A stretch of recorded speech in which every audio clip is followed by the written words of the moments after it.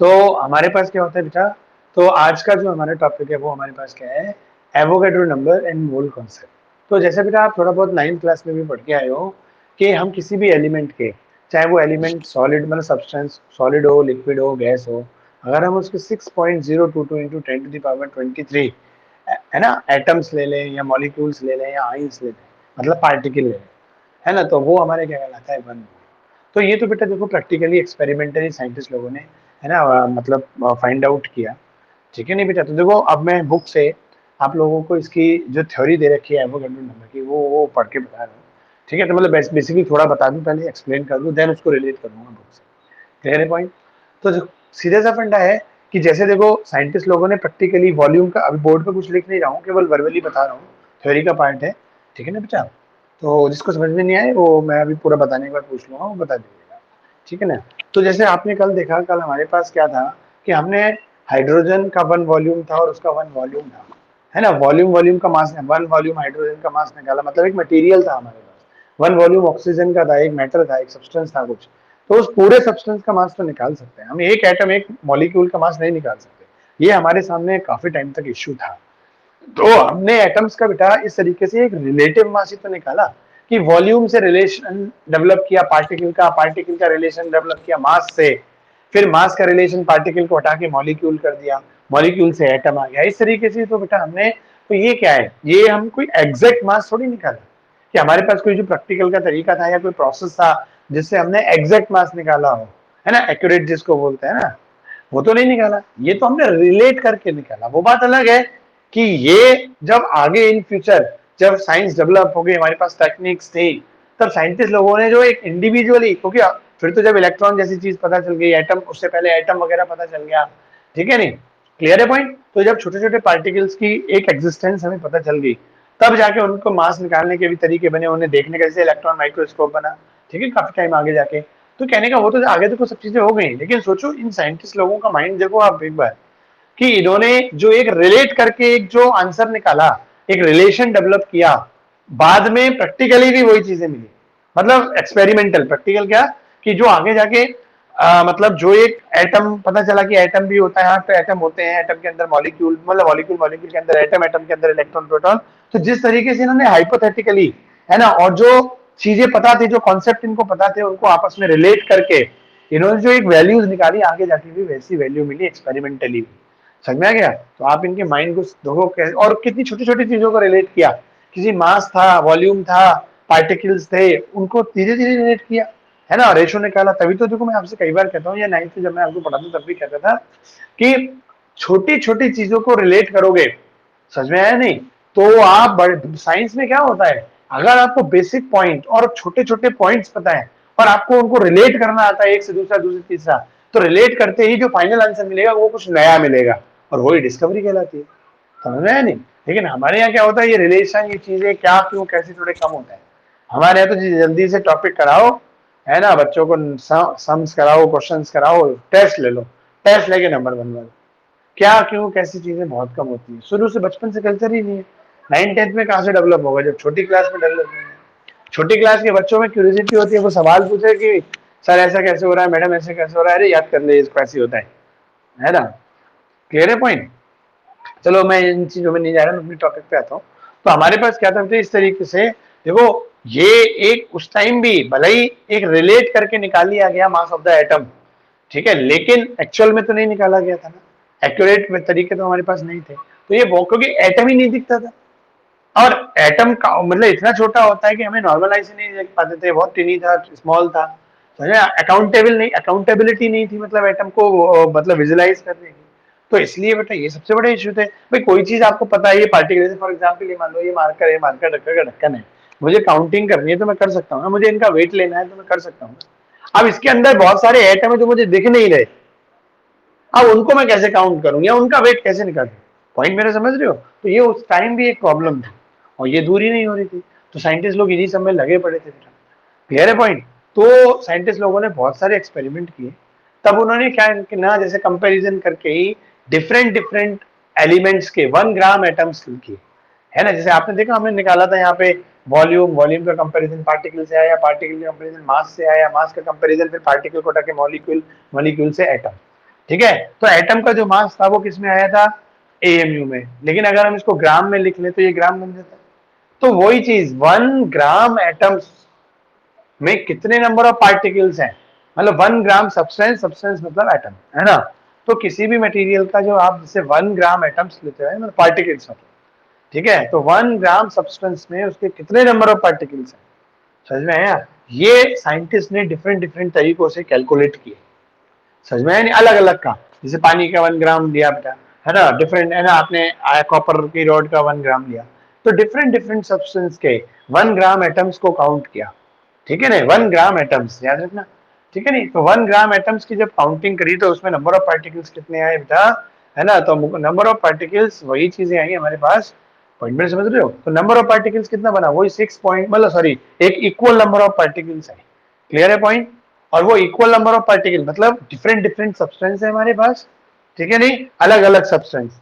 और हमने इसी जो हमने कल आपको, आज तो बोर्ड पे देखो कुछ नहीं है, वो कल वाले नोट्स में आप देखना जो मैंने कल बिल्कुल पूरा लिखाया था और आपसे कहता भी हूं मैं कि मेरे पढ़ाने के बाद स्क्रीन को आप स्टॉप करके, वीडियो जो रिकॉर्डेड वीडियो होती है ना, आप उसको स्टॉप करके आप क्या करा करो बेटा, जो बोर्ड पे लिखी हुई चीज होती है आप उनको नोट कर लिया करो, ठीक है ना बेटा।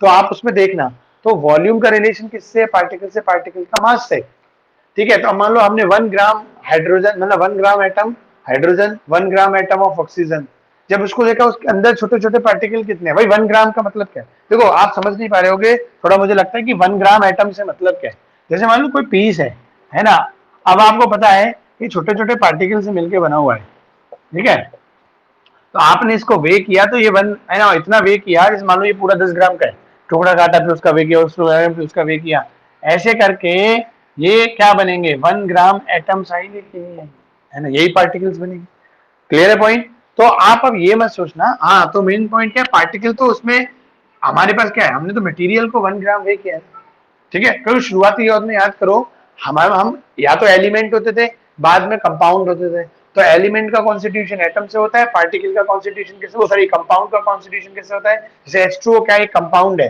तो H2O जो सब्सटेंस है वो H2O मॉलिक्यूल से मिलकर बना हुआ है। कॉपर की रॉड है, कॉपर की, है ना, आपकी क्या है, पीस है कोई, वो क्या है, एक एलिमेंटल फॉर्म है, और एलिमेंटल फॉर्म का कॉन्स्टिट्यूएंट पार्टिकल क्या होता है, एटम। तो आपने मान लो 1 ग्राम मटेरियल लिया तो इसमें कुछ ना कुछ एटम आएंगे, आपने लिक्विड है ना, आपने मान लीजिए कोई लिया, तो आपने यहां से मान लीजिए आपने 1 ग्राम कोई भी कंपाउंड लिया, है ना, आपने क्या लिया, है ना, 1 ग्राम कंपाउंड लिया कोई, ठीक है, तो इस कंपाउंड में क्या आएंगे, मॉलिक्यूल्स आएंगे, ठीक है, और यहाँ पे मान लीजिए क्या आ जाएंगे, 1 ग्राम एटम्स में पार्टिकल्स, मतलब जो इसका कॉन्स्टिट्यूएंट पार्टिकल्स है वो एटम्स में, क्लियर, इसमें कॉन्स्टिट्यूएंट पार्टिकल क्या आएंगे, है ना, भाई हमारे पास एटम ही आएंगे, इसके कॉन्स्टिट्यूएंट पार्टिकल क्या होंगे, एटम्स होंगे, ठीक है। तो अब आप पॉइंट समझ में आया कि वन साइंटिस्ट लोगों ने क्या करे बेटा, डिफरेंट डिफरेंट, और ये थोड़ी एक दो दिन में हो गए, इनके सालों लग गए, कई साल लग गए, तब जाके ये बेटा बच्चों कंक्लूजन में पहुंचते थे।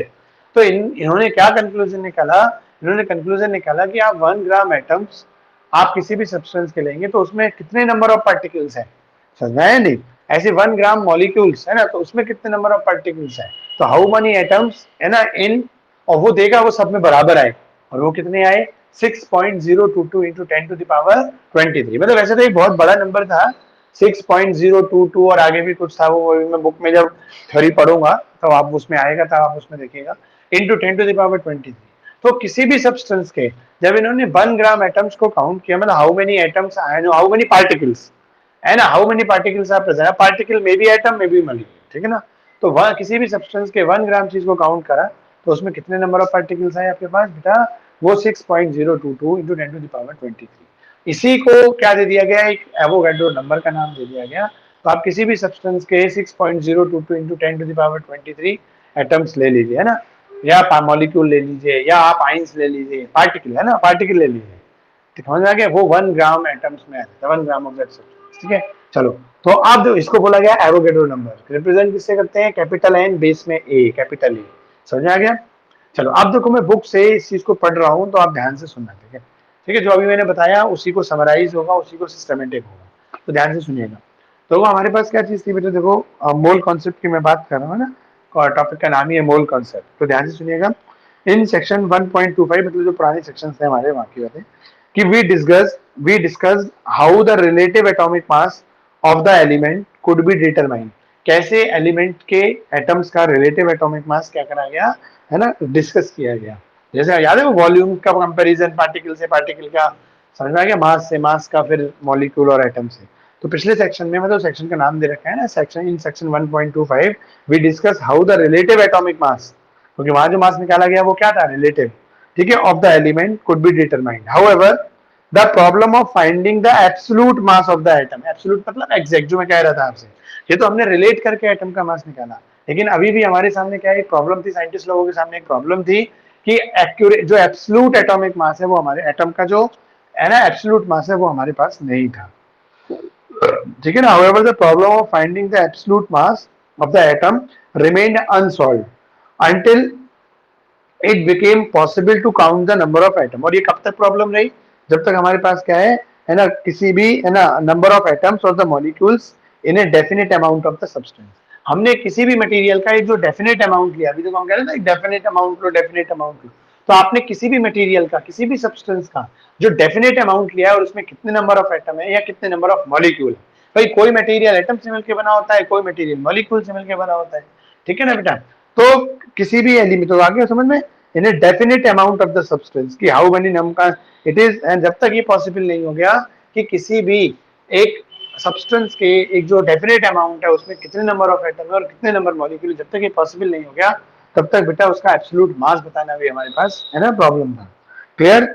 आगे देखो इन्होंने क्या लिखा है, इट इज फाउंड, ये पाया गया that 1 gram atom of any element, तो किसी भी एलिमेंट के 1 ग्राम एटम है ना, ठीक है, क्लियर। तो इट इज फाउंड दैट, और ये फाउंड कैसे होता है, आदमी एक्सपेरिमेंट करता है, प्रैक्टिकल करता है, तभी तो कोई ना कोई चीज ऑब्जर्व करता है, देन फाउंड करता है, रिजल्ट निकालता है। तो इट इज फाउंड, ये सब पाया गया that 1 gram atom of any element contains the same number of atoms, clear, and किसके same, 1 gram molecule of any substance. तो आप किसी सब्सटेंस के चाहे 1 ग्राम मॉलिक्यूल ले लीजिए या किसी सब्सटेंस के 1 ग्राम एटम ले लीजिए, both having the same number of particles, ठीक है बेटा, क्लियर है। तो ये देखो इन्होंने ये निकाला, मतलब 1 ग्राम, अगर कोई सब्सटेंस ऐसा है जो एटम से मिलकर बने तो आप 1 ग्राम एटम से, है ना, कोई सब्सटेंस ऐसा है जो 1 मॉलिक्यूल का है, 1 gram molecule, both having the same number of particles. आगे समझ, उसमें मॉलिक्यूल होंगे बस, भाई देखो एटम एटम मिलके मॉलिक्यूल बन गया, मान लो 1 2 3 मिलके ये पूरा, तो एक तो पूरी एंटिटी बन गई ना, भले कई सारे एटम से मिलके बनी है, लेकिन अब मिलने के बाद तो जो चीज, जैसे मान लो रोटी है फॉर एग्जाम्पल, आपका क्या होता है, आटा होता है गेहूं का, उसमें पानी भी मिलाते हो, कोई लोग नमक भी मिलाते हैं, सब चीज मिला मिलू के तब जाके वो आटे की लोई बनी और लोई से रोटी बनी। तो अब उसमें क्या है, जो रोटी में का जो आटा है बेटा, है ना, जो मड़ा हुआ आटा है, वो तो 3 चीजों का मिक्सचर है, लेकिन मिलने के बाद तो एक ही चीज बन गई, तो वही, अब तो वो एक ही एंटिटी होगी ना। सेम ऐसे ही मान लो कोई चीज जैसे वाटर है, 2 हाइड्रोजन एटम 1 ऑक्सीजन एटम से मिलकर H2O मॉलिक्यूल बन गया, अब तो मॉलिक्यूल एक एंटिटी काउंट होगा, भले उसके अंदर 3 एटम से। क्लियर है पॉइंट। हाँ, टुकड़े हो जाएंगे तो बात अलग है कि हाइड्रोजन अलग हो गया, ऑक्सीजन अलग, तो हम कहेंगे जी 2 हाइड्रोजन एटम है, 1 ऑक्सीजन है। अभी जब तक मिले हुए हैं वाटर में तब तक तो वो एक एंटिटी है।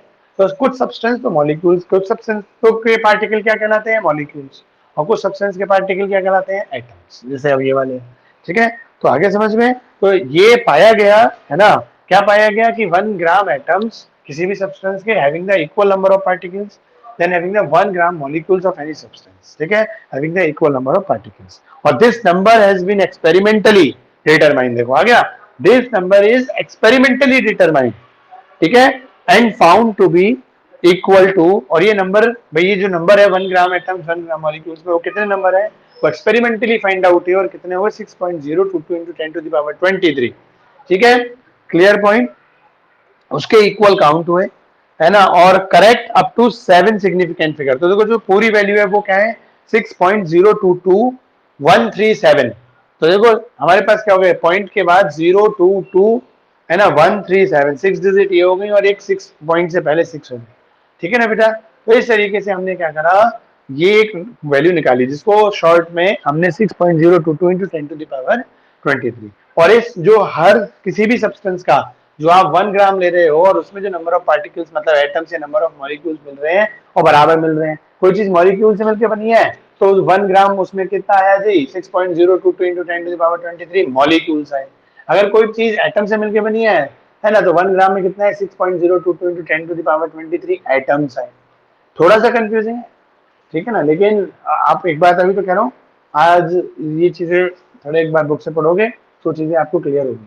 तो अब एक फिक्स नंबर मिल रहा है, फिक्स अमाउंट में फिक्स नंबर मिल रहे हैं, नंबर ऑफ पार्टिकल्स के बेटा, है ना। अब वो पार्टिकल में भी एटम, पार्टिकल में भी मॉलिक्यूल, क्लियर। लेकिन उस एक फिक्स अमाउंट में मिल तो फिक्स ही पार्टिकल रहे, मतलब एंटिटी तो फिक्स ही मिल रही है, तो उसको एक नाम दिया गया उस नंबर को जो मिला, है ना। और डिफरेंट डिफरेंट सब में तभी तो देखो इट इज, इसमें लिखा ना, it is experimentally find out that the number is 6.022 into 10 to the power 23 of any material, any substance। समझ में आ गया। बस आप कोई भी सब्सटेंस के ले लो, लेकिन अगर वो पार्टिकल से मिल, एटम से मिलकर बनाया तो इतने एटम हो गए, वो मॉलिक्यूल से मिलकर बनाया तो इतने मॉलिक्यूल। Is it clear. और इसको एक नाम दिया गया क्या, एवोगैड्रो नंबर, है। और रिप्रेजेंटेशन किसमें किया गया, आपके कैपिटल एन ए, ठीक है ना बेटा। उसका जो रिप्रेजेंटेशन है वो क्या है, कैपिटल एन ए।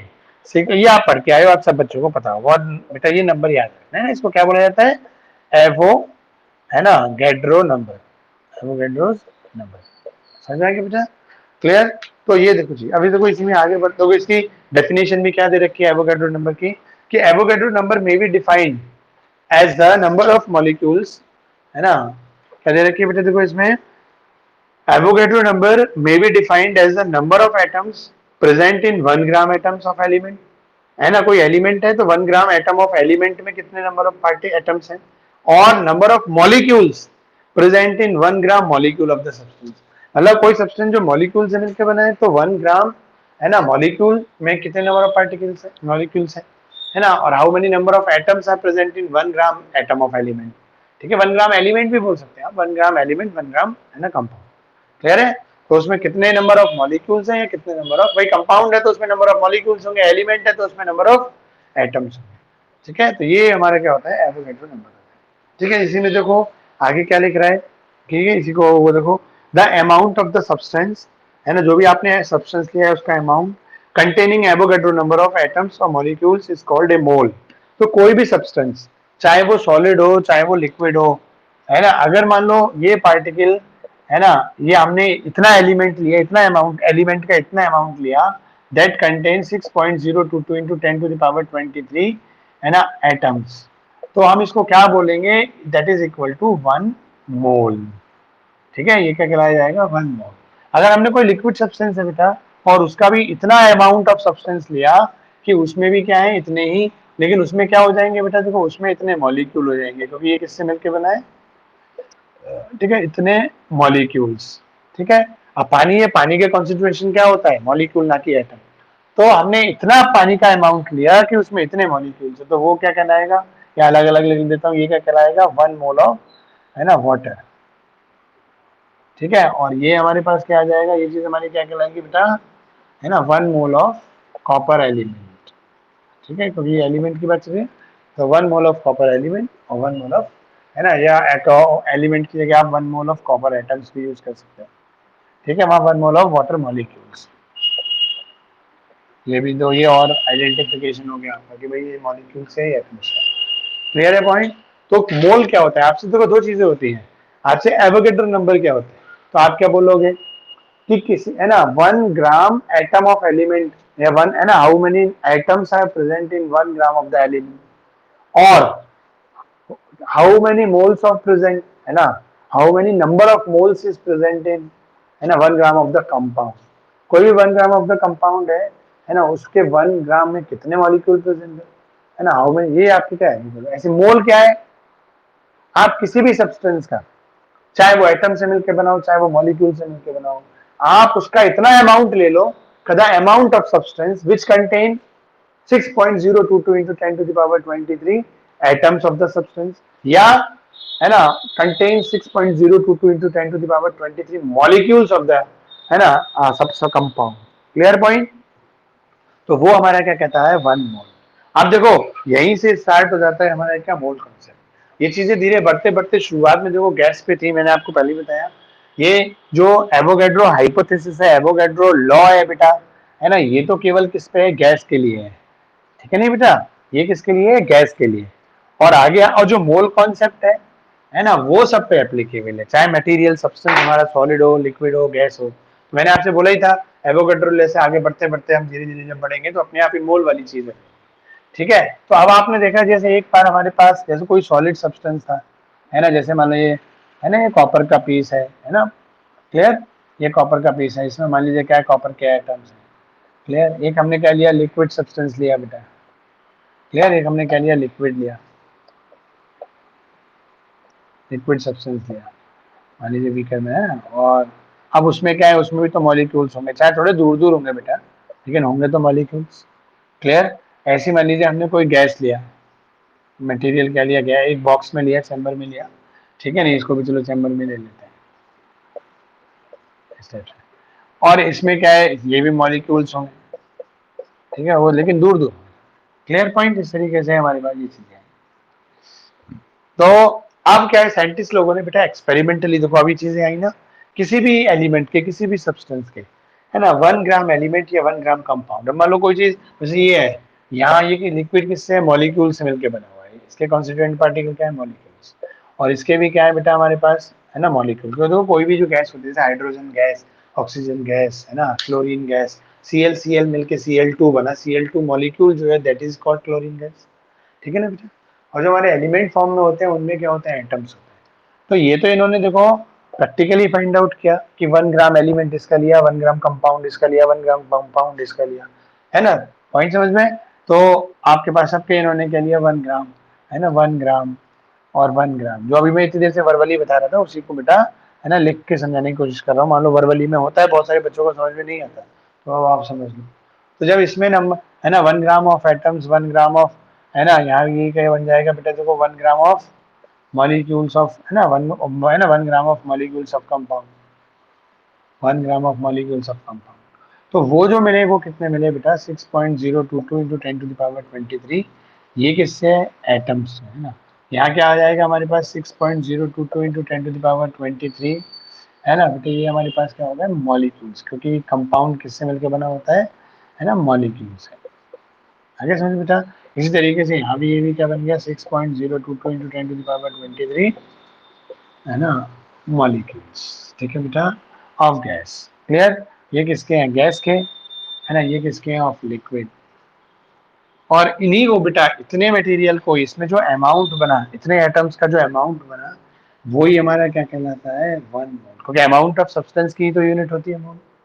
क्लियर है। इस पार्टिकल का जो अमाउंट है, मतलब इतने पार्टिकल कंटेन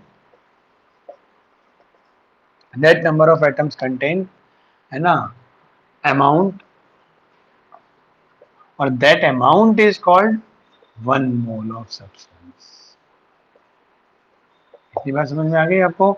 इतने पार्टिकल का जो अमाउंट है, ऐसे ही इतने मॉलिक्यूल्स का जो अमाउंट है ना, कि अमाउंट ऑफ इतने मॉलिक्यूल, मैं शॉर्ट में लिख दे रहा हूँ ना, वो हमारा क्या कहलाया, 1 मोल ऑफ सब्सटेंस।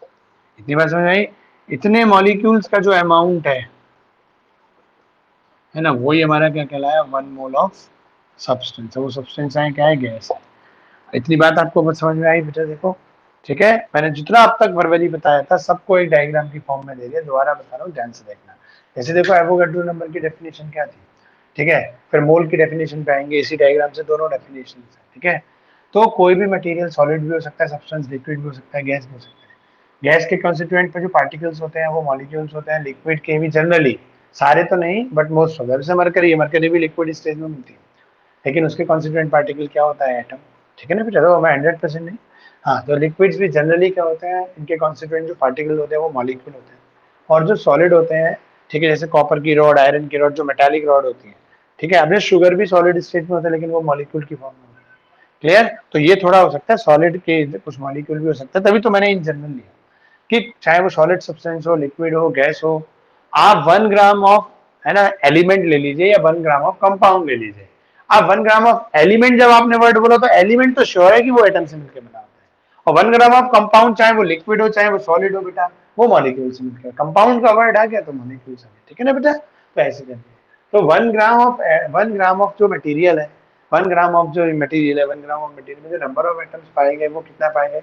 ठीक है, तो यही तो देखो डेफिनेशन दे रखी है एवोगाड्रो नंबर की, कि may be defined as the number of atoms present in 1 gram atom of element, है ना, and the number of molecules present in 1 gram molecule of the substance, है ना। तो 1 gram atom of the substance और 1 gram molecule of the substance. ठीक है बेटा। हाँ, इसको क्या बोला गया बेटा, ये क्या कहलाया हमारा एवोगैड्रो नंबर। समझ में आ गया, ये एवोगैड्रो नंबर है, ये इस केस में एवोगैड्रो नंबर हो गया, ये बेटा इस केस का एवोगैड्रो। और एवोगैड्रो नंबर इतने पार्टिकल का जो मास है, जैसे कल आप देख रहे थे हमने पास 100 पार्टिकल्स ऑफ हाइड्रोजन और 100 पार्टिकल्स ऑफ ऑक्सीजन, दोनों का मास तो अलग है ना, क्लियर पॉइंट। तो वही चीज, तो इतने पार्टिकल का जो अमाउंट है वो हमारा क्या कहलाएगा, 1 मोल ऑफ द सब्सटेंस। यहाँ इतने पार्टिकल का, तो सब्सटेंस चाहे सॉलिड हो, लिक्विड हो, गैस हो, सब्सटेंस चाहे एटम से मिलके बने चाहे मॉलिक्यूल से मिलके बने, इतने एटम्स या इतने मॉलिक्यूल्स का जो अमाउंट होता है दैट इज कॉल्ड 1 मोल। समझ में आ गया बेटा, इसी तरीके, इसीलिए तो अमाउंट ऑफ सब्सटेंस की यूनिट मोल बनी। देखो पार्टिकल्स का जो अमाउंट है, संख्या नहीं, पार्टिकल्स का जो अमाउंट है, प्लस संख्या तो ये फिक्स है ही, इतनी संख्या का जो अमाउंट है वो हमारा क्या कहलाया, 1 मोल। या इतने मॉलिक्यूल्स का जो अमाउंट है वो क्या कहलाया, 1 मोल ऑफ द, या इतने एटम्स का जो अमाउंट है that is called 1 mole of the substance. समझ में आ गया बेटा, तो ये जो 1 मोल ऑफ मोल समझ में आया कि कोई भी मटेरियल हो, एनी सब्सटेंस, ठीक है, तो द अमाउंट है ना contain by 6.022 into 10 to the power 23 atoms और 6.022 into 10 to the power 23 molecules. तो है ना इतने एटम्स या इतने मॉलिक्यूल्स के थ्रू जो अमाउंट कंटेन करा जाता है दैट अमाउंट इज कॉल्ड 1 मोल। समझ आ गया। इसी को देखो, इसी चीज पे बेस्ड होके मैंने आपको याद है 9th क्लास में एक ट्रायंगल पढ़ाया था, आपको अगर याद हो वो मैं अब बना देता हूँ, है ना। आप ध्यान रखना क्योंकि मैं तो सारे सवाल इस ट्रायंगल से ही कराता हूँ, अब बार बार इतनी थ्योरी थोड़ी पढ़ेंगे हम। समझ में आ गया नहीं। तो आप देखो वहां मैंने एक ट्रायंगल पढ़ाया था और इस तरीके से लिखा था उस पर 1 mole equal to 6.022 into 10 to the power 23 particles. याद आया आपको, क्लियर। ये हमारे पास क्या था, 6.022 into 10 to the power 23 particles. और वो पार्टिकल्स क्या हो सकते हैं, एटम्स भी हो सकते हैं, ठीक है, मॉलिक्यूल्स भी हो सकते हैं, आइंस भी हो सकते हैं, इलेक्ट्रॉन भी हो सकते हैं, प्रोटॉन भी हो सकते हैं। पार्टिकल तो कुछ भी हो सकता है जो सब्सटेंस में कंटेन हो रहा है। समझ में आ गया नहीं, क्लियर। जैसे ये सब्सटेंस मॉलिक्यूल से मिलकर बने हैं, वो एटम से मिलकर बने हैं। तो किसी भी सब्सटेंस के, है ना, of any substance, of any, ठीक है बेटा, सब्सटेंस, किसी भी सब्सटेंस के जो इतने नंबर ऑफ पार्टिकल्स हैं उसको हम क्या बोलते हैं, उसके अमाउंट को क्या बोलते हैं, मोल, 1 मोल। समझ में आ गया। अब देखो जो आप सब्सटेंस ले रहे हो वो मे बी सॉलिड और may be liquid and gas. तो देखो पुराने जमाने में सॉलिड और लिक्विड दोनों का मास लिया जाता था, याद रखना। तो हमने मास को एक तरफ ले लिया, ये अब देखो पार्टिकल तो हम गिन के ले नहीं सकते कि भाई इतने पार्टिकल गिनने, इतने पार्टिकल गिनने, इतने पार्टिकल, तो उसका अमाउंट कैसे मेजर करा जाएगा। तो जो गैस है ना, तो गैस वाला जो मटेरियल है, जो सब्सटेंस है, उसके इतने अमाउंट का क्या निकाल लिया गया, वॉल्यूम। तो वो अमाउंट किस में कन्वर्ट किया गया बेटा, वॉल्यूम। आगे इतने पार्टिकल्स का जो अमाउंट है वो वॉल्यूम में निकाला और वॉल्यूम और इसका रिलेशन बना दिया गया। आगे समझ में बेटा। यहाँ क्या हुआ, ये भी एक लिक्विड मटेरियल है, तो इतना हम मॉलिक्यूल तो गिन नहीं सकते क्योंकि आंख से दिखते नहीं। तो इसका जो अमाउंट है वो किसमें निकाला गया, है ना, वो आपका निकाला गया मास की फॉर्म में। और इस मास का और इस मोल का रिलेशन डेवलप कर दिया। आ गया पॉइंट समझ में। इसी तरीके से ये जो एटम्स है कंटेन्स था, यहाँ इसका अमाउंट भी किसमें आया, मास में। तो सॉलिड और लिक्विड का जो अमाउंट था, पार्टिकल हम गिन नहीं सकते इतने, तो इतने पार्टिकल कहाँ से आएगा। तो हमने इस हिसाब से, ये भी सब बेटा एक्सपेरिमेंटल है साइंटिस्ट लोगों का। सोचो उन लोगों ने उस टाइम कितनी मेहनत करी होगी, है ना। अभी आपको समझ में भी नहीं आ रहा होगा इतने पार्टिकल का मास कैसे आएगा। भाई कैसे वो चीजें होंगी कि इतना मास लें कि उसमें पार्टिकल जो दिखने हैं वो इतने ही होंगे। सोचो उन साइंटिस्ट, तो वो आप लोगों के सिलेबस में नहीं है ना, वो आपसे पूछता है। तो इस तरीके से देखा इन्होंने, किसी भी सब्सटेंस के 1 मोल का मतलब उसमें इतने नंबर ऑफ पार्टिकल होंगे। अब पार्टिकल का मतलब कोई सब्सटेंस एटम से मिलकर बना हुआ हो सकता है, कोई सब्सटेंस मॉलिक्यूल्स है, जैसे आपने देखा यहाँ इतने एटम्स का भी को भी 1 मोल बोल रहे हैं और इतने मॉलिक्यूल। तो और पता है देखो यहाँ पे एक चीज सीखने वाली और क्या है, 1 मोल ऑफ हाइड्रोजन एटम, इसका मीनिंग क्या है, एटम्स, ठीक है। तो इसका मीनिंग क्या निकल रहा है, 6.022 into 10 to the power 23 atoms of hydrogen. और यहां पे मान लो हमारे पास निकल रहा है 1 मोल ऑफ, है ना, H2 गैस। अब गैस क्या होती है, एक मॉलिक्यूलर फॉर्म होती है, तो इसका मीनिंग क्या है, 6.022 इंटू 10 टू द पावर 23 ठीक, क्या मॉलिक्यूल्स ऑफ हाइड्रोजन। हाइड्रो तो आप देख रहे हो, अब आप देखो तो हाइड्रोजन मॉलिक्यूल का मतलब समझते हो मॉलिक्यूल क्या होता है, एच और एच इस तरीके से, तो एटम डबल हो जाएंगे नहीं। अभी 1 मोल ऑफ हाइड्रोजन गैस बोले अगर आपसे, और अगर गैस ना भी बोलता है तो भी उसका मीनिंग यही है, याद रखना इस बात को। क्लियर है, तो वैसे बोलेगा हर क्वेश्चन में। तो 1 मोल ऑफ हाइड्रोजन गैस का मतलब इतने मॉलिक्यूल्स ऑफ हाइड्रोजन, और 1 मोल ऑफ हाइड्रोजन एटम्स, है ना। क्योंकि देखो हाइड्रोजन के बाद मेंशन तो करो, 1 mole of hydrogen atoms molecules, है ना, तो तभी तो पता चलेगा आपको। तो देखा, आप चीज देख रहे हो। अब आप इधर आओ, तो एक रिलेशन सब्सटेंस का बेटा रिलेट किया गया वॉल्यूम में। तो इतने नंबर ऑफ पार्टिकल, जैसे मैंने ये देखा देखो, इतने नंबर ऑफ पार्टिकल्स का जो अमाउंट है वो मेजर किया वॉल्यूम में। तो उन्होंने देखा आप किसी भी मटेरियल का जो इतना अमाउंट है, इतना इतने पार्टिकल्स का जो अमाउंट निकल के आ रहा है वो कितना आ रहा है ना। चाहे कोई सा भी ले लो गैस आप, चाहे आप हाइड्रोजन गैस के इतने ले लो, ऑक्सीजन के ले लो, CO2 के ले लो, अमोनिया के ले लो, आप किसी के भी ले लो बेटा, पॉइंट मेरे समझ रहे हो। आप किसी के भी इतने नंबर ऑफ पार्टिकल्स ले लो, उनका अमाउंट जब निकाला गया, अमाउंट किस में निकाला गया, वॉल्यूम में, तो वो कितना आया, इतना।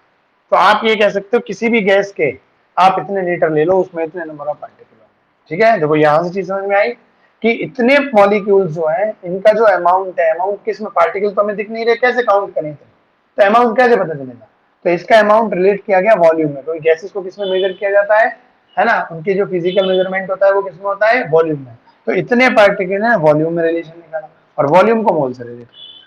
तो 1 मोल ऑफ, मान लो 1 मोल ऑफ हाइड्रोजन गैस, तो इसका मीनिंग है, देखो 1 mole of hydrogen gas equal to इतने molecules of the hydrogen gas, और इतने लीटर। तो इतने मॉलिक्यूल्स का जो वॉल्यूम मिलेगा, जो अमाउंट मिलेगा, वो इतने लीटर। ठीक है, और जो चीज सॉलिड और लिक्विड है, मतलब जिसको हम मेजर किसमें करते हैं बेटा, मास में करते हैं, तो वहां पे क्या आया, अगर देखो एलिमेंट है तो एलिमेंट एटम से मिलकर बने होते हैं, तो उसका एटॉमिक मास होता है। तो उनका क्या होता है, एटॉमिक मास, और इन ग्राम, ये थोड़ा सा इधर कर दो, 22.4 लीटर, है ना। और करके क्या है, मॉलिक्यूलर मास इन ग्राम। आगे पॉइंट समझ में, ठीक है, एटॉमिक मास इन ग्राम या मॉलिक्यूलर। जैसे ये H2O है, H2O के हमें इतने मॉलिक्यूल्स का अमाउंट पता करना है, तो इसमें करेंगे मास में, और मास का मेजरमेंट किसमें होगा, ग्राम। तो इतने मॉलिक्यूल्स का जब मास साइंटिस्ट लोगों ने देखा, समझाया, प्रैक्टिकली करके देखा, जब इतने molecules of hydrogen H2O molecules लिए, तो उनका जो मास मिला वो कितना मिला, 18 ग्राम मिला भाई, तो है ना। तब आके वो बन गया कि भाई H2O क्या है, एक मॉलिक्यूल, तो मॉलिक्यूलर मास इन ग्राम। आगे समझ में। और जब बेटा देखो जैसे कॉपर है, कॉपर के इतने सारे पार्टिकल्स का जब अमाउंट देखा, इतने सारे पार्टिकल्स का जब अमाउंट मेजर किया, तो कितना मिला, मान लो कॉपर है, तो कॉपर का 63.5 होता है मान लीजिए, है ना। तो वो 63.5 एक एटम का मास है। ठीक है, ए भाई देखो कॉपर के एक एटम का मास 63.5 था, यू या AMU, वो तो एक उसका था। लेकिन जब इतने सारे का देखा तो वो कितना प्रैक्टिकली आया। अब ये चीज प्रैक्टिकली थी बेटा, तो वो मैथमेटिकली जो याद है 9th में जो वो हो रहा था, दिक्कत क्रॉसिंग आ रही थी, है ना, वो हम मैथमेटिकली सोच रहे थे कि भाई इतना और इतना मल्टीप्लाई करोगे तो सेम तो आना नहीं चाहिए, वैल्यू बदलनी चाहिए, याद है वो चीज। तो ये चीज क्या है, ये प्रैक्टिकली है। जैसे देखो कल था कि देखो एवोगैड्रो जो हाइपोथेसिस के बेसिस पर और गैलू-सैक्स के बेसिस पे तो एटॉमिक मास आया कि भाई एक volume, one volume of hydrogen और वन वॉल्यूम ऑफ ऑक्सीजन, दोनों में नंबर ऑफ मॉलिक्यूल सेम, और उनका मास क्या है, अलग अलग। तो 100 मॉलिक्यूल्स का मास इतना, इसका मास इतना, तो 1:1 का रेशियो भी क्या होगा, बराबर। तो रिलेट करके निकाला गया। वही सेम इस तरीके से ऐसे ही बेटा एक्सपेरिमेंट थे कुछ उनके कि भाई इतने ये किससे मिला है एटम्स में, तो इतने एटम्स का अमाउंट कितना है जी, मास कितना है। तो उन्होंने पाया कि जो कॉपर के एक एटम का मास होता है, वैल्यू आगे वाली वैल्यू तो उतनी, अमाउंट तो वही है, लेकिन किस में मिल रहा है, ग्राम में। ठीक है, तो इतने एटम्स का जो मास मिला वो क्या है, एटॉमिक मास इन ग्राम। फिर यही काम उन्होंने आयरन पे करके देखा। आयरन के बेटा इतने नंबर ऑफ एटम्स लिए और उनका उन्होंने प्रैक्टिकली बेटा मास करके देखा। तो जो आयरन के एक एटम का मास होता है, वैल्यू तो वही मिली, लेकिन यूनिट क्या मिली, ग्राम में। ठीक है बेटा, तो यहां से कंक्लूजन इस तरीके से इन्होंने निकाल दिया कि अगर कोई एलिमेंट है, एलिमेंट का 1 मोल का अमाउंट देखना है, इतने पार्टिकल का, इतने एटम का अमाउंट बोल दो बेटा, ठीक है ना, इतने एटम का अमाउंट बोल दो या 1 मोल सब्सटेंस का अमाउंट बोल दो। ठीक है, वो कितना मिला कि उसी सब्सटेंस के एटॉमिक मास को आप ग्राम में लिख दीजिए। अगर कोई सब्सटेंस आपका लिक्विड स्टेज में है या गैसियस में या कैसे भी है, है ना, लेकिन हमें उसका मास लेना है, तो वो मॉलिक्यूलर में, तो उनके इतने मॉलिक्यूल्स का अमाउंट देखो, मास देखो, या 1 मोल का मास देखो, वो हमारे पास कितना आ रहा है, मॉलिक्यूलर मास इन ग्राम। तो समझ में आ गया बेटा, ये थोड़ा कंजेस्टेड सा है। आप क्या करना, इस चीज को एक बार अपना स्क्रीन को रोक के सेम इसी तरीके से एक चार्ट बना देना, तो समझ में आया, ये आपको बहुत हेल्पफुल होगा। क्लियर, यहां से बेटा देखो ये चीज हमारा बन के आया, तो हमने किसी भी मटेरियल, चाहे वो सॉलिड हो, लिक्विड हो, गैस हो, बस किसी को मास में लेते हैं या वॉल्यूम में, तो आप उसका कितना मास लें कि उसमें 1 मोल आ जाए, 1 मोल मतलब इतने पार्टिकल, किसी लिक्विड है ना, ऑफ एनी गैस, देखो यहाँ लिख देता हूँ, ये किसके लिए, ओनली फॉर गैस, और ये हम किस पे लेते हैं, एसटीपी पे, स्टैंडर्ड टेम्परेचर प्रेशर, है ना। ये सारी कैलकुलेशन बेटा किस पे है, स्टैंडर्ड, मतलब टेम्परेचर प्रेशर नहीं बदलना चाहिए, स्टैंडर्ड टेम्परेचर प्रेशर है, उसी पे ये सारे काम होने चाहिए, ठीक है बेटा। तो इस तरीके से ये चीजें क्लियर, कल इसको आगे बढ़ाएंगे, ये मोल कॉन्सेप्ट है आज का, मतलब आज के लेक्चर का बेटा हमारा जो मेन फोकस था वो ये था कि एवोगैड्रो नंबर का क्या होता है, एवोगैड्रो नंबर, ठीक है, पता तो आपको पहले से था, लेकिन वो बना कैसे, समझ में आया। फिर 1 मोल क्या होता है, ये भी आपको पहले से पता था, है ना, 1 मोल बना कैसे, तो बेसिकली ये जो रिलेशन है बेटा, कि इतने एटम्स या इतने मॉलिक्यूल्स, है ना, उसका उसको जो यूनिट दी गई वो थी 1 मोल, और उनका जो अमाउंट निकाला गया, किसमें, इस अमाउंट का मास निकाला, इतने सारे मॉलिक्यूल्स के अमाउंट का मास निकाला, है ना, और इतने सारे मॉलिक्यूल्स गैस वाली मॉलिक्यूल का वॉल्यूम निकाला गया, और वॉल्यूम को मोल से ऐसे करके ये मोल कॉन्सेप्ट बनाया, ठीक है। तो ये कभी ये चीजें पेपर में नहीं पूछता, ये हमारी नॉलेज के लिए होती हैं।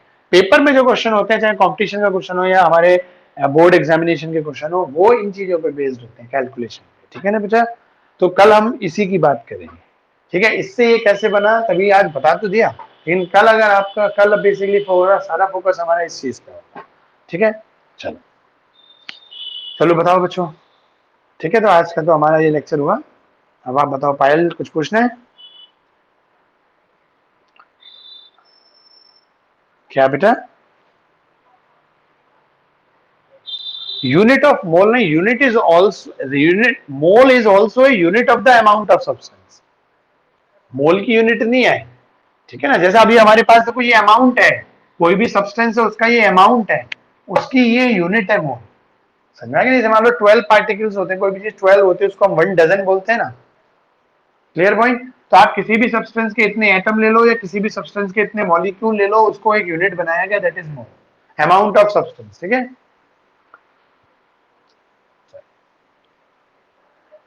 ठीक है मुस्कान बेटा, कुछ पूछना है। हाँ जी मुस्कान, जिस बच्चों को कुछ नहीं पूछना बेटा वो क्विट कर सकता है, ठीक है नहीं, क्योंकि मेरा तो आज का जो लेक्चर था वो कंप्लीट हुआ। हाँ जी आदित्य, वो आज सुबह, कल रात भेजी थी, आज सुबह आपने देख ली वो प्रदीप के बुक का, वो भेजा था मैंने। हेलो,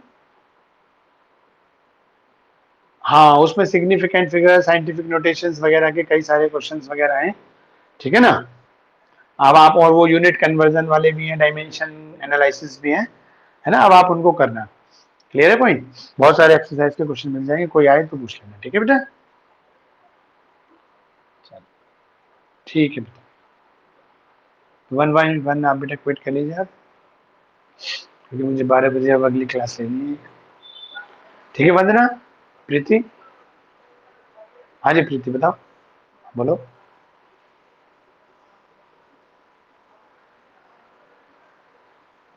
बेटा देखो, एवरेज एटॉमिक मास जो होता है, वो एक एटम अगर एक सिंगल ही तरह के एटम से ना मिलके, है ना, जैसे हाइड्रोजन है, हर, ये देखो ये नेचुरल चीज है, जैसे हाइड्रोजन है, तो शुरुआत में तो हम एक ही समझते थे, बाद में जो साइंस और पता चला, तो पता चला ये जो एक हाइड्रोजन का एटम है, इसमें 3 तरह के पार्टिकल हैं जिनके मास अलग अलग है, एक कुछ परसेंट इसका है, कुछ परसेंट इसका, कुछ परसेंट इसका, मिलके एक कॉम्बिनेशन है, समझ में आ गया बेटा।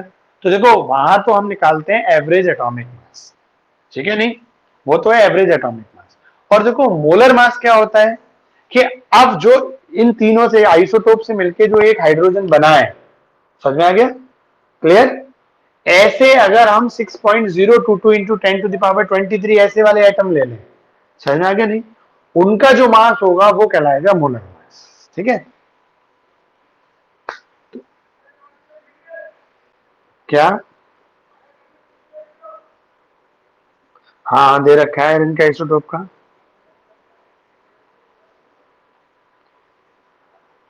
देखो, नहीं नहीं वो मैं, हाँ वो क्या चीज है, देखो वो पहले आप उसका एवरेज एटॉमिक मास निकालोगे, और एवरेज एटॉमिक मास की जो यूनिट आएगी वो आएगी एएमयू में, ठीक है बेटा। और उसी चीज को क्या होता है, वो तो एक, देखो उन तीनों से जो आइसोटोप्स है उनसे मिलके पहले एक एटम मिला, और उस एक एटम का एवरेज मास होता है, वो एवरेज एटॉमिक मास हो जाएगा, उसकी यूनिट भी क्या होगी, एएमयू ही होगी। जैसे एक सिंपल रिलेटिव वाले की यूनिट एएमयू होती है। फिर आप ऐसे 1 मोल आइटम्स ले लो आर्गन के, समझ में आ गया नहीं, उनका जो मास होगा उसमें बस यूनिट चेंज करनी पड़ेगी हमें, निकल के एएमयू की जगह जो आपने एवरेज एटॉमिक मास निकाला और जो बेटा कितना आ रहा था हमारे पास, ठीक है, वो हमारे पास मतलब एएमयू में आ रहा था, उस एएमयू को आपने बस ग्राम में लिख दिया, तो वो ही क्या हो जाएगा, आर्गन के उस जैसे 6.022 into 10 to the power 23 atoms के आर्गन का मास बन जाएगा, वो मोलर मास बन जाएगा, उसको हम ग्राम में लिख देंगे, बस ये चीज है, समझ में आ गया बेटा। हाँ बस यूनिटी चेंज कर दे, वही तो देखो अभी मैं बता रहा था यहाँ पे, कि इतने सारे एटम्स का जो मास लिया, प्रैक्टिकली जब साइंटिस्ट लोगों ने करके देखा, मान लो कॉपर के इतने सारे एटम्स लिए और उनका जब है ना मास लिया, तो वो मास कितना मिला, वो, अब आयरन के एक एटम का मास 63.5 एएमयू होता है, लेकिन जब इतने सारे एटम्स का करके देखा तो वो कितना मिला, 63.5 ग्राम मिला। समझ में आ गया नहीं, देखो ये इतने एटम्स का जो अमाउंट था मास में काउंट किया तो क्या मिला प्रैक्टिकली, 63.5 ग्राम। समझ में आ गया नहीं, और एक एटम का हमने रिलेटिव करके निकाला था, वो रिलेटिव भी कितना आया, 63.5 एएमयू। तो एक एटम का मास जब हमने रिलेट करके निकाला कॉपर के, तो वो 63.5 एएमयू आया।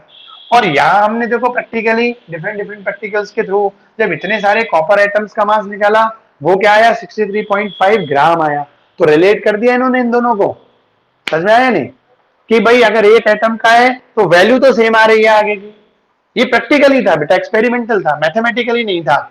तो तभी तो याद है नाइन्थ में जो कंफ्यूजन क्रिएट हो रहा था, कि सर एक एटम का मास भी इतना है और इसको जब हम 6.22 से करेंगे, तो मान लो 63.5 है इंटू 6.022 करेंगे, तो वैल्यू तो बदल जानी चाहिए, यही कंफ्यूजन था नाइन्थ क्लास में, याद करो।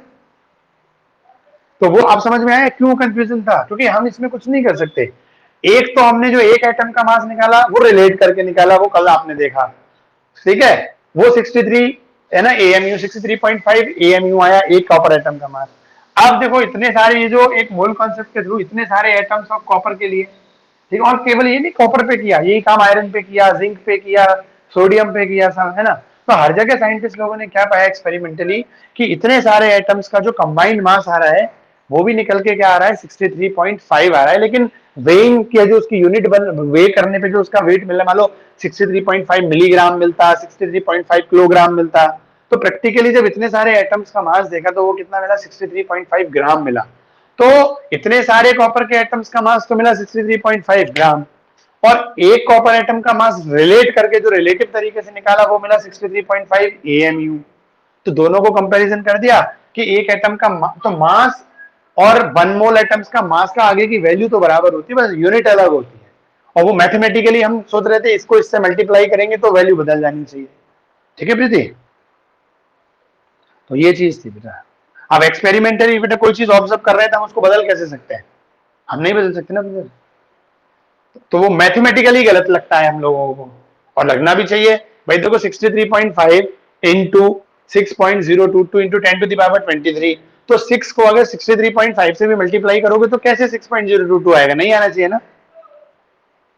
तो मैथमेटिकली तो वो गलत लगता है हमें, लेकिन भाई एक्सपेरिमेंट करके प्रैक्टिकली करके देख रहे हैं तो क्या कर सकते हैं हम इसमें, कि भाई हमने कॉपर के इतने सारे एटम्स को देखा, देखने के बाद जब मास कितना निकल के आया, 63.5 ग्राम आ रहा है। आयरन को करके देखा, आयरन के इतने सारे एटम लिए, 56 ग्राम आ रहा है, और रिलेटिव तरीके से आयरन के एक एटम का निकाला तो 56 एएमयू आ रहा है बेटा। पॉइंट मेरा समझ रहे हो। तो इस तरीके से वो अभी एक प्रैक्टिकल है, एक रिलेटिव है, हम इनको कैसे बदल सकते हैं, समझ में नहीं। तो ये चीज, चलो ठीक है। आइसोटोपिक मास आइसोटोप पे बेस्ड होता है, जैसे हाइड्रोजन के 3 आइसोटोप हैं, है ना, तो उसकी जो आइसोटोपिक फॉर्म है, हम मान लो हम H1 वाले की बात कर रहे हैं तो उसका मास, हम हाइड्रोजन ऐसे वाले आइसोटोप की बात कर रहे हैं, तो आइसोटोपिक मास वो होता है स्पेसिफिक, है ना, आइसोटोप का, हाइड्रोजन के उस आइसोटोप का मास कितना है, और उन तीनों का एवरेज निकाल दो तो वो उसका एवरेज एटॉमिक मास हो जाता है। ठीक है बेटा।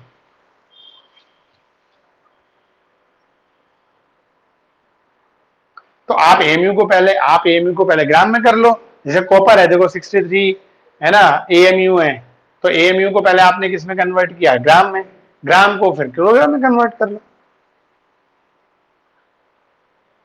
अब देखो हमारे पास क्या होता है, जो 60 जो हमारा 1 एएमयू होता है ना, 1 एएमयू में हम, चलो ये इस पे बेस्ड है, ठीक है, ये अभी तुम्हें समझते हैं एकदम नहीं आएगा। और अभी 11:58 हो गए, मुझे 12 बजे बेटा एक लाइव क्लास भी लेनी है, ठीक है ना। और ये बेस्ड किस पे, इस पे बेस्ड है। कल इसके सवाल करा देता हूँ, कल लास्ट में पूछना, फिर आप शायद समझ जाओ, ठीक है ना बेटा, ये चीज ये कल समझ जाओगे। हाँ बोलो।